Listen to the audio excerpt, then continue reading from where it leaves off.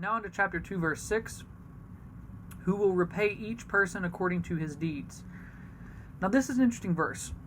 Paul is quoting the Psalms and the Proverbs here to further his point from the previous verse, that those who judge are storing up God's wrath for themselves.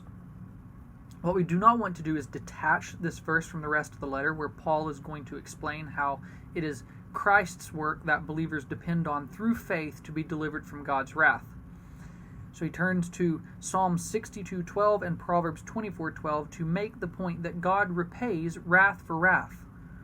This is how the judger can know that they are storing up for themselves the judgment of God, because they themselves are judgmental.